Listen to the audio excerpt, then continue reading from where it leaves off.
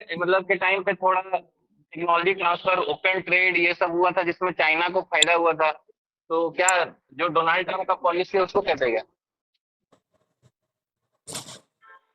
तुम उसके आसपास है। वसीम से लेते हैं पॉइंट, फिर जीवन भाई पे आएंगे। वसीम बोलो। Sir, during the Cold War era, हाँ। US tried to strengthen its relation with China. Basically, tried to decouple the relation between Russia and China, hmm. and it came close to China to counter Russia. Similarly, we can see today in Trump era, US is trying to come too close to Russia to counter China. So this is basically the reverse Nixon theory. बढ़िया। ठीक है। जैसे हमने शीत युद्ध के दौरान देखा था कि इवन दो जो अमेरिका है और चाइना है उनका आपस में नहीं बनता था, लेकिन सोवियत संघ को काउंटर करने के लिए निक्सन ने जो है रूस से दोस्ती करी थी, सोवियत संघ से दोस्ती की थी। ठीक उसी तरह अभी चाइना को काउंटर करने के लिए जो ट्रम्प है, जो भी प्रो रशियन स्टेप्स हैं, चाहे वो यूक्रेन रशिया का वार हो या रशिया पे टैरिफ नहीं लगाना हो, मतलब पुतिन को खुश करने के लिए जो भी काम हो वो कर रहे हैं। ठीक है। तो इसको जो है अभी तो नहीं, लेकिन हमको लगता है मार्च के आसपास जो है ना, मार्च अप्रैल के आसपास ये टर्मिनोलॉजी बहुत ज्यादा चला था कि रिवर्स निक्सन थ्योरी। ठीक है। चलो बाकी लोग भी ज्वाइन कर रहे हैं। हम लोग ऐसे कुछ कुछ रैंडम क्वेश्चन जो है वो डिस्कस कर रहे हैं। अभी एक और चीज काफी ज्यादा चर्चे में चल रहा है, ये अजीत से क्वेश्चन है। ठीक है। और जिसको जवाब पता होगा हैंड रेज करिएगा। अब होता है ना कि अब हमको सबसे आंसर चाहिए। अभी तक क्या चल रहा था, वो इंट्रो वाला चल रहा था 2-3 दिन कि आप बोलिए आप बोलिए। अब 1 to 1 आंसर चाहिए, वो जो ग्रुप इंटरव्यू वाला मॉडल है। तो अजीत तुम्हारा ये सवाल है कि कालादान प्रोजेक्ट काफी चर्चा में है। क्या है कालादान प्रोजेक्ट?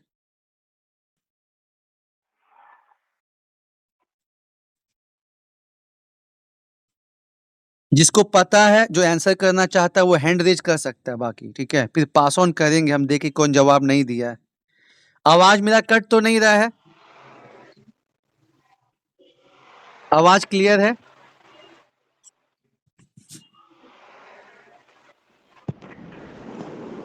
Yes sir. चलो राहुल बताओ।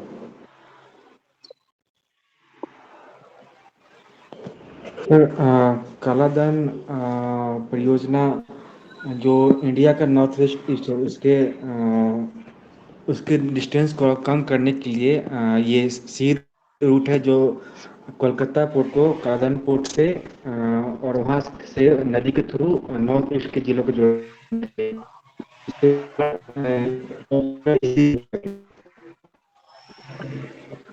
एक मिनट रुक जाओ, बासुकी ऑडियो क्यों ऑन किया हुआ है? एक मिनट रुक जाओ। एक टाइम जब कोई जवाब देता है ना, तो सभी लोग ऑडियो ऑफ रखो। उससे क्या होता है कि फिर आवाज इधर उधर जाता है। ठीक है। फिर से बोलो राहुल, आवाज ना वो इधर कट कुट गया। बताओ जरा फिर से। सर कालाधन मल्टी ये जो परियोजना है इसका मुख्य उद्देश्य जो भारत का राज्य है उनका कनेक्टिविटी का विकास करना। ये जो कोलकाता का पोर्ट है उसको जो म्यांमार का पोर्ट है कालाधान उसको सी के थ्रू जोड़ना। और वहाँ पे कोई नदी है, नदी में सी रूट के थ्रू भारत के जो नॉर्थ ईस्ट के जिले हैं उनको हो सके। सही है। क्योंकि बांग्लादेश को लेके चलिए। इश्यूज चल रहे हैं और ये प्रोजेक्ट हमारा पहले से चल रहा था, और अभी बांग्लादेश के साथ रिलेशनशिप और जो है खराब हो चुके हैं, तो गवर्नमेंट और एम्फेसाइज करके जो है कालादान प्रोजेक्ट को बढ़ावा दे रही है। ये कोलकाता से जो है वो बाय सी रूट कनेक्ट करेगा म्यांमार को, और वहां पे फिर कालादान नदी है उसके थ्रू होते हुए रोड कनेक्टिविटी होगी, और फिर वो मिजोरम को कनेक्ट करेगा। तो ये भी अभी फिर से काफी चर्चा में आ गया है। ठीक है। अच्छा, अब ब्रह्मदेव भाई भी ज्वाइन किए हैं। सबका टर्न आएगा। ठीक है, सबका टर्न आएगा। और ब्रह्मदेव भाई से क्वेश्चन है कि अभी एक बालूचिस्तान का मैटर हुआ था ब्रह्मदेव भाई। ठीक है, बालूचिस्तान का मैटर हुआ था, और सीपीईसी जो है काफी चर्चे में था उस समय, ये रहता भी है। तो आप सीपीईसी के बारे में बताइए कि आखिर ये है क्या?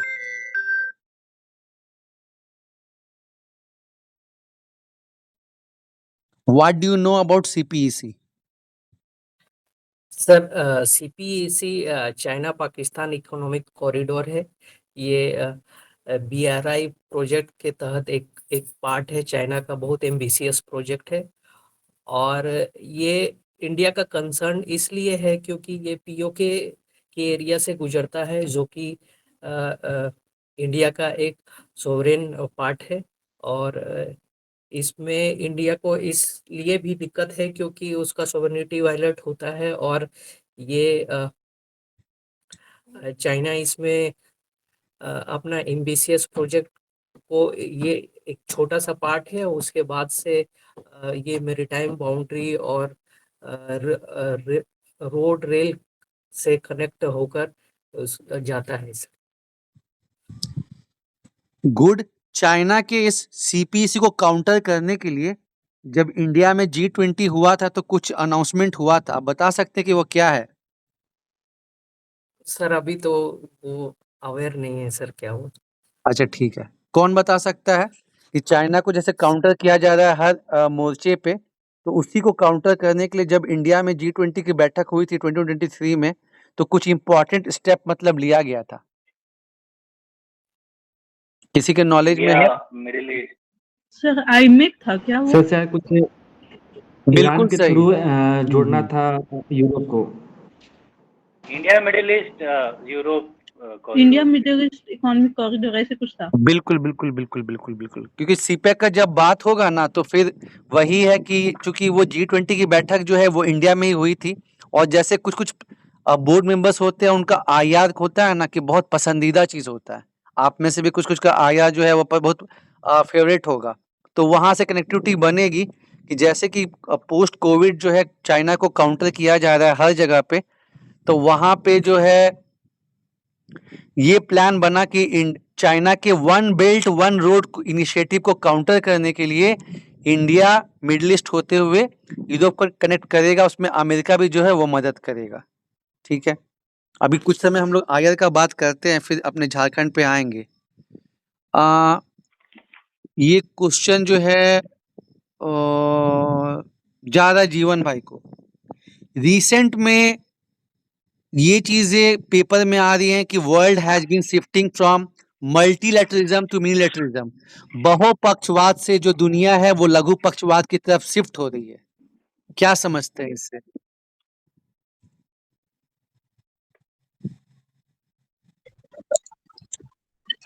Sir, post 2008 financial crisis, in certain academic books, it has been said it is the end of the globalization.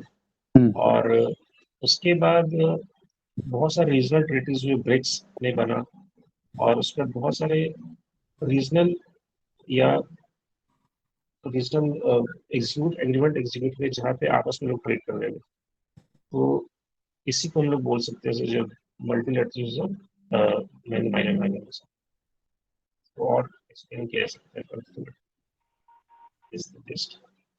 ठीक है, और कोई?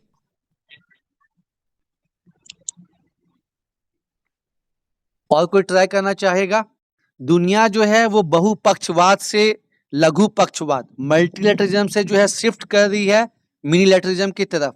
वो आपको एक स्टेटमेंट भी दे सकते हैं। जैसे पहले यूएन या सब था, अब ब्रिक्स हो गया, सार्क हो गया, इस सब पे ज़्यादा यूज किया जा रहा है लोकल का विकास करने। पहले यूएन जैसे संस्था होता यूज ताकि पूरे विश्व का विकास हो सके, इस टाइप का। सर ये सही रहेगा? बिल्कुल सही, बिल्कुल सही। जैसा कि पहले देखा जाता था कि जो जीवन भाई भी उस बात को बोले कि पहले यूनाइटेड नेशन, WHO, यूनिसेफ, जो बड़ी संस्थाएं थी उन्हीं का जो है दबदबा रहता था, IMF, world bank, WTO, but with passage of time and due to sir ये भी कह क्राइसिस। सकते हैं ना कि हाँ बोलिए बोलिए। 2008 का फाइनेंशियल क्राइसिस या फर्दर एशियन क्राइसिस, एशियन जो मार्केट है, इन सारे को हम लोगों ने हैंडल नहीं कर पाए। तो इसका कहीं ना कहीं कारण ये भी है कि जो यूएनओ है वो अभी प्रेजेंट जो ग्लोबल सिचुएशन है उसको रिप्रेजेंट नहीं कर पा रहा है, वहां पे रिफॉर्म्स नहीं हो पा रहे हैं। तो कहीं ना कहीं यूएनओ का भी थोड़ा कदर घट गया, because it was unable to manage the COVID वगैरह सिचुएशन हो गया, 2008 हो गया। तो इसलिए चूंकि बड़े बड़े ऑर्गेनाइजेशन का फेथ रिड्यूस हो गया, तो इसी कारण लोग अपने आपस में रीजनल लेवल पे ही एग्रीमेंट कर रहे हैं ग्रेजुअली। और ये ग्लोबलाइजेशन का एक्चुअली साइड इफेक्ट्स ही है कि जिन पे हम लोग अभी छोटे छोटे एग्रीमेंट करके आपस में फ्री ट्रेड एग्रीमेंट होने चुक गए। बिल्कुल, और मतलब डिसीजन मेकिंग भी काफ़ी डिफ़िकल्ट हो रहा था, जो भी मतलब मल्टीलैटरलिज़्म है, बहुपक्षवाद, वहाँ पे एक तो अपना कॉन्फ्लिक्ट ऑफ इंटरेस्ट हो रहा था और डिसीजन मेकिंग बहुत डिफ़िकल्ट हो रहा था। प्लस जब कोविड आया तो कहीं न कहीं ये लोग उतना इफ़ेक्टिवली काम नहीं कर पाए, चाहे वर्ल्ड बैंक हो, चाहे आईएमएफ हो, चाहे डब्ल्यूएचओ हो, चाहे यूनाइटेड नेशन हो। तो उस समय से जो है ना, हम लोग देख रहे हैं क्वाड का फॉर्मेशन, या फिर जैसे अभी और कुछ-कुछ चीज़ें सामने में आ रही हैं, तो इनका इम्पोर्टेंस ज़्यादा बढ़ा है। पहले से ब्रिक्स बना हुआ था, लेकिन इधर उसका इम्पोर्टेंस काफ़ी बढ़ा है। उसी तरह आपका एससीओ का इम्पोर्टेंस काफ़ी बढ़ा है। तो इस वजह से ऐसा कहा जा रहा है कि जो वर्ल्ड है, अब ये मल्टीलैटरलिज़्म के तरफ से जो है, बहुपक्षवाद की तरफ से जो है, लघु पक्षवाद की तरफ शिफ्ट हो रहा है। तो बोले ना कि आपको एक स्टेटमेंट भी दिया जा सकता है कि आप मतलब इसके बारे में बोलिए। ठीक है? सर, इसमें फंडिंग इशू भी ऐड किया जा सकता है, जैसे बिल्कुल। अमेरिका फर्स्ट पॉलिसी जब से आया है तब से ट्रम्प जो है वो अमेरिका के लिए ही ज़्यादा सोचने लगा, तो ये सब में फंडिंग कम हो गया। और फंडिंग कम हो गया तो ये ब्रॉडर जो एस्पेक्ट था वो एड्रेस नहीं होने लगा। तो और बाकी कंट्री लोग सोचे स्पेसिफिक रीजन का डेवलपमेंट के लिए कुछ ऐसा ग्रुप होना चाहिए जो रीजन लिमिटेड हो और सिर्फ मतलब शॉर्टर टाइम में वो ज़्यादा इशू ओरिएंटेड हो। बढ़िया, बढ़िया पॉइंट कि जैसे हम देखे थे कि ट्रम्प ने जो है पहले पेरिस क्लाइमेट चेंज से वो बैकग्राउंड हो गए, मतलब हट गए। उसके बाद जो है यूनाइटेड नेशन से हट गए, तो और फंडिंग भी कम कर दिए। डब्ल्यूटीओ से भी वैसे हिसाब किताब है। तो ये भी एक रीजन रहा है कि जो कंट्रीज है वो आपस में जो है ये आ रही हैं, और अब रिलेशन भी चेंज हो रहा है। रिलेशन भी चेंज हो रहा है। ठीक है? यस। अब ये क्वेश्चन जा रहा है पूजा को। एक काफी टर्म चलता है, पंच अमृत। पंच अमृत क्या है? पंच अमृत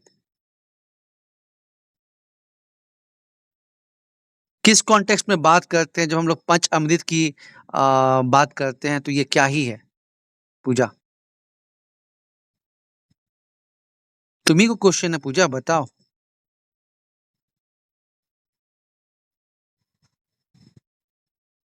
टर्म्स भी पूछे जाएंगे जो न्यूज़पेपर में या ऐसे भी चलते हैं। ये तो बहुत 2-3 साल से चल रहा है, तो कोई नया नहीं है। वो होता है ना, वो लोग ऐसे भी पूछ सकते हैं कि भारत जो है वो जलवायु परिवर्तन के लिए क्या कदम उठा रहा है। एक तो तरीका ये है, और अगर थोड़ा घुमाना चाहेगा तो ऐसे पूछेगा कि बताइए पंचामृत काफी न्यूज में रहता है, क्या ही है पंचामृत? अजीत बोलना चाह रहा है, अजीत बोलो। सर पंचामृत है सर COP26 सम्मेलन में सर, ग्लासगो सम्मेलन में प्रधानमंत्री मोदी जी ने पर्यावरण संरक्षण के लिए पंचामृत शब्द का सर उपयोग किया था सर, जिसमें सर पर्यावरण के संरक्षण के लिए 5 गो सर बात कही गई थी। जिसमें पहला था सर कि वर्ष 2030 तक जो कार्बन मुक्त जो बनाना है सर, उसके परिप्रेक्ष्य में बनाया गया था सर। और फिर दूसरा पॉइंट था कि वर्ष 2070 तक भारत को कार्बन न्यूट्रल बनाना है सर। इस तरह से का 5 मतलब वाक्य बोली गई थी सर प्रधानमंत्री मोदी जी के द्वारा। बढ़िया बढ़िया बढ़िया बढ़िया बढ़िया। जैसा कि आपको पता है कि भारत जो है वो पेरिस क्लाइमेट चेंज का सिग्नेटरी है, और उसमें ये कंसेप्ट रखा गया कि जैसे आप खुद से बताइए कि आपका क्या टारगेट रहेगा। और इंडिया ने अपने इसको 5 टारगेट मतलब रखा है, जिसमें 2030 तक 50% जो प्रोडक्शन एनर्जी का वो नवीकरणीय ऊर्जा से करना है। ग्रीन हाउस गैस में जो है कटौती करना है 45%। साथ ही साथ इंडिया कार्बन न्यूट्रल होगा 2070 तक। फिर कुछ कार्बन सिंक का भी लक्ष्य है। ऐसे करके 4-5 जो है उसमें मेन पॉइंट्स, 5 पॉइंट्स मतलब बोले गए हैं। तुम 2-3 भी बता दिए ना, तो वो समझ गया कि हाँ आपको पता है कि मैटर क्या है। ठीक है, गुड। जी सर और ये एनडीसी के टाइम हुआ था क्या सर? हाँ, जो ये ये आईएनडीसी बोल रहे हो ब्रह्मदेव, वही चीज है कि जैसे इसके पहले क्या था। इसके पहले क्योटो प्रोटोकॉल था। थोड़ा सा बस ऐसे ब्रीफिंग दे रहे हैं। क्योटो प्रोटोकॉल में क्या था कि वहां पे जो विकसित देश है उनको तो लक्ष्य दिया गया, लेकिन जो विकासशील देश है उनको लक्ष्य नहीं दिया गया। और हम लोग देख सकते हैं कि जो भी चीजें सक्सेसफुल हो रही हैं वो टॉप टू बॉटम नहीं, अपने नीचे लेवल पे होगा तभी होगा। तो इसमें जब पेरिस क्लाइमेट चेंज में हुआ तो फिर तब तय हुआ कि हम लोग आपको टारगेट नहीं देंगे, आप खुद ये सोचिए कि आपका क्या टारगेट होना चाहिए एप्रोप्रिएट, और आप उसको अचीव करने का जो है कीजिए। तो आपने जो बताया कि INDC intentionally national determined contribution, तो उसी के अंतर्गत जो है इंडिया ने अपना पंच अमृत का जो है कंसेप्ट दिया है।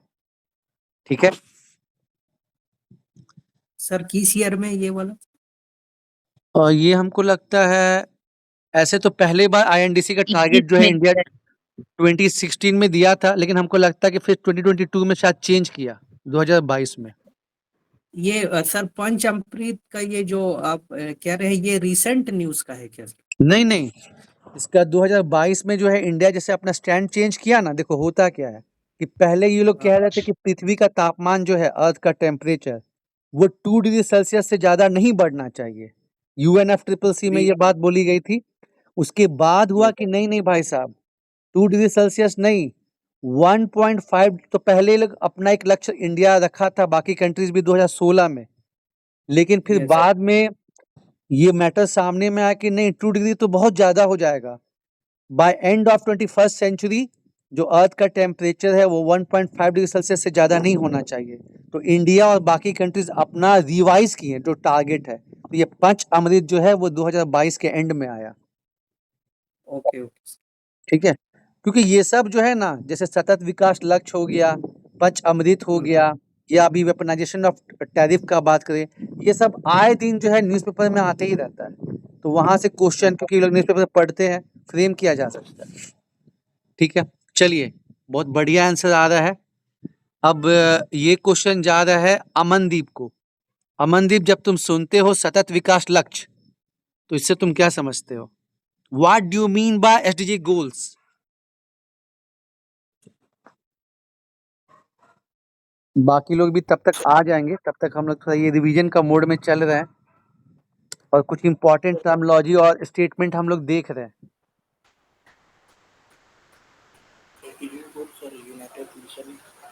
यूनाइटेड नेशन के दिए गए गोल्स है जो कि आवाज अप्रोप्रिएट नहीं है अमनदीप, थोड़ा और ऊंची आवाज में बोलो।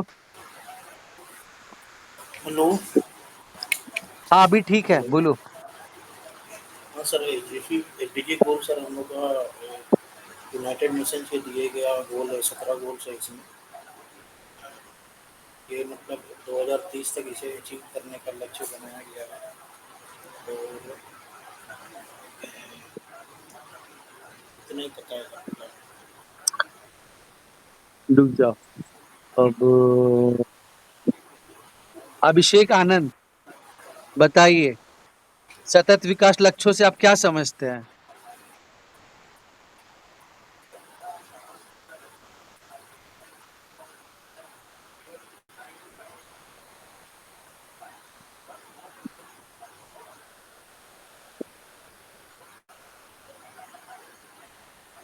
इजी क्वेश्चन है भाई। अमनदीप ऑडियो ऑफ कर लो, आंसर देने के बाद अपना ऑडियो ऑफ कर लीजिएगा, नहीं तो आवाज इधर उधर होएगा। गौतम, रविकांत, जो भी पता है बोलने का है, होता है ना हेजिटेशन ब्रेक करने के लिए। ये तो ग्रुप इंटरव्यू चल रहा है कि आप अपना पॉइंट्स रखिए।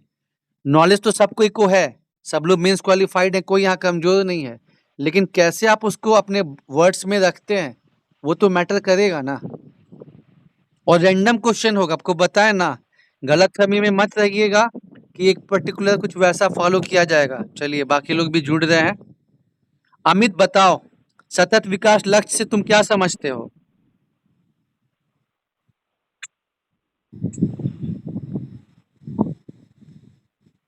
विशाल बोल रहा है, बोलो विशाल।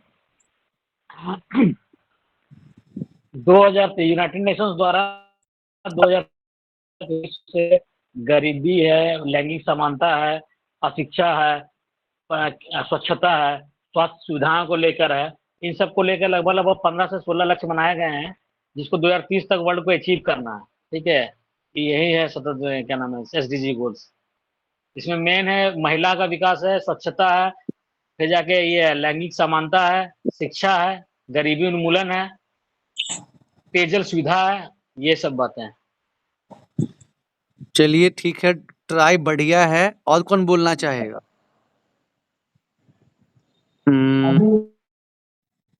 रवि बोलो,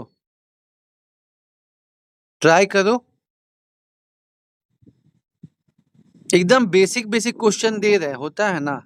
विशाल भी ठीक बोला, ऐसा नहीं है, लेकिन थोड़ा और रिफाइन।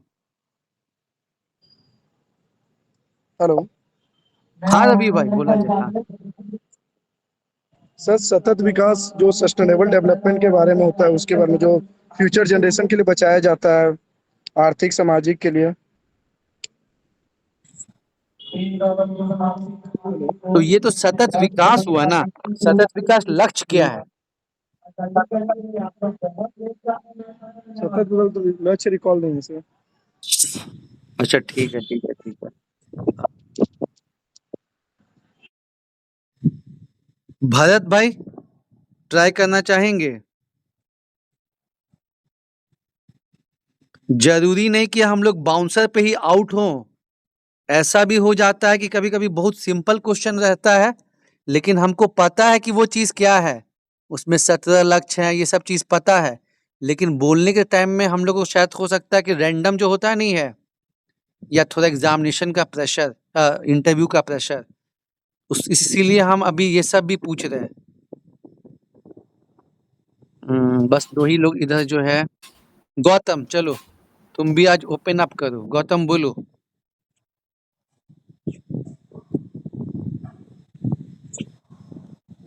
बोलो गौतम बोलो। सर सतत हेलो सर, आ रहा सर आवाज? हाँ आ रहा है।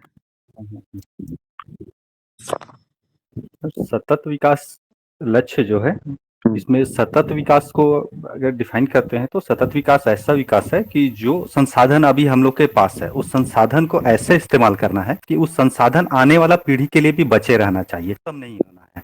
और इसका जो मुख्य लक्ष्य है, जो इसका उद्देश्य है, इसके उद्देश्य ये है कि जो गरीबी, असमानता, जलवायु परिवर्तन और जो भी चुनौती जो अभी विश्व में आने वाला है, जो अभी विश्व मतलब कि विश्व के सभी देश, सभी लोगों जो उसको अनुभव कर रहे हैं, वो सारे चुनौतियों का समाधान करना है।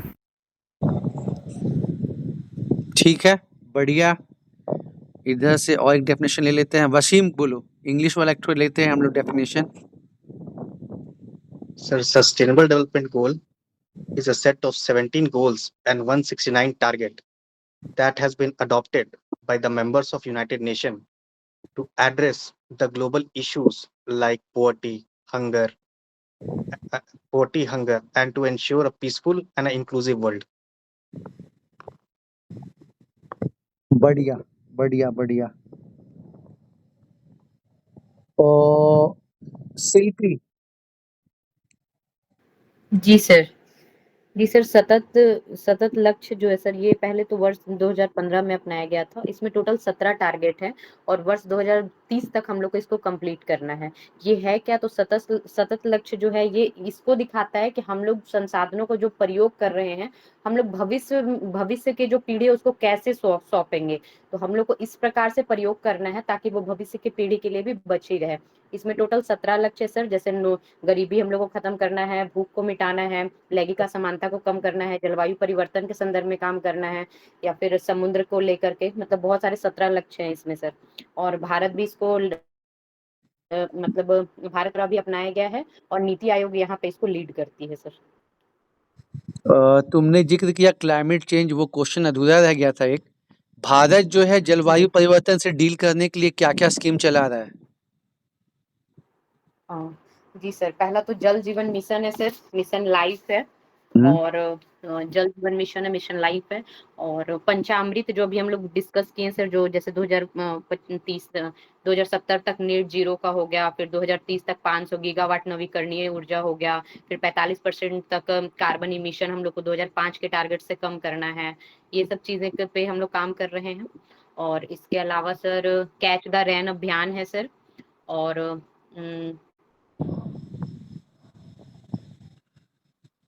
ठीक और है, तो सर अभी याद गुड। नहीं आ और कौन ऐड करेगा? जो पॉइंट शिल्पी ने बोला है कि what steps have been taken by India to combat या to reduce climate change, impact of climate change.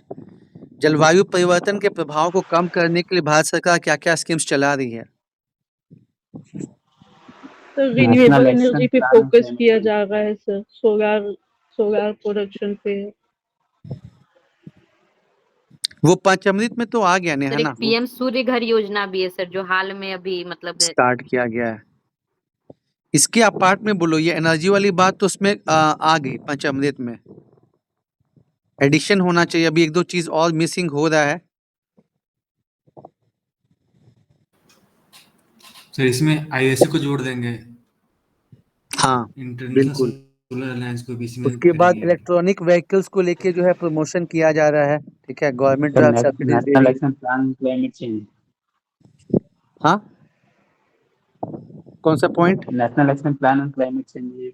Yes, इसमें जैसे आपको पता है कि इंडिया का सबसे पहला जो मेजर जो स्टार्ट हुआ वो 2008 में NAPCC, national action plan on climate change, तो उसको भी मेंशन करना है। पंचामृत हो गया, अंतर्राष्ट्रीय सोलर अलायंस हो गया, गवर्नमेंट जो है ग्रीन हाइड्रोजन मिशन को जो है प्रमोट कर रही है। ये सब कुछ पॉइंट्स आपको जानना ही जानना है, ठीक है।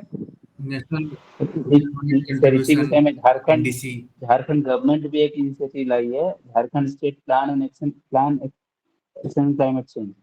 बिल्कुल, ठीक है। 2014 में जो है झारखंड सरकार के द्वारा भी ये स्टेप लिया गया है, और झारखंड सरकार भी, जैसे रेड होता है ना कंसेप्ट, उसको रेड प्लस कंसेप्ट लेके झारखंड सरकार भी आई है।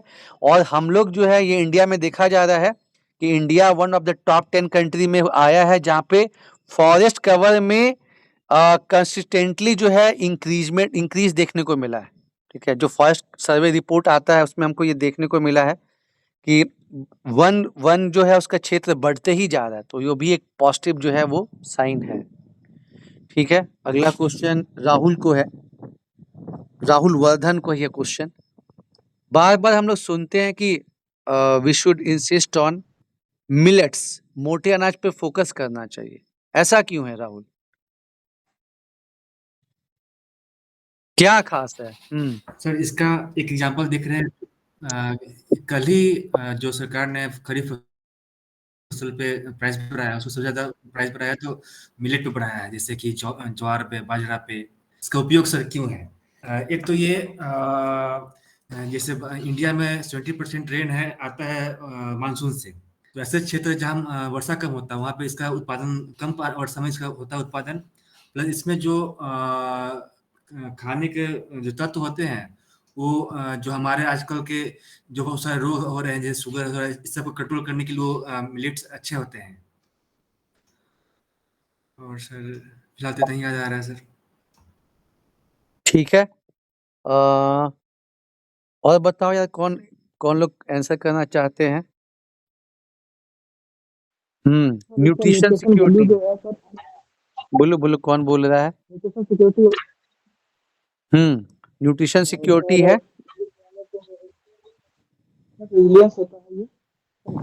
आवाज थोड़ा और क्लियर करके बोलो सनी, आवाज ना प्रॉपर आ नहीं रहा है। एक मिनट रुक जाओ, हम अपना ऑडियो ऑफ कर लेते हैं।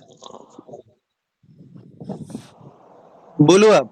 सर ये विषम क्लाइमेट में भी जो है सर ये ग्रो हो सकता है, जिससे कि माल न्यूट्रिशन को जो है कमी करने में, फिर उसके बाद सर खाद्य सुरक्षा सुनिश्चित करने में ये, और फिर और सर इसका जो प्राइस होता है सामान्य फसलों से अधिक होता है, तो इससे किसानों को जो है ज्यादा इनकम होगा सर।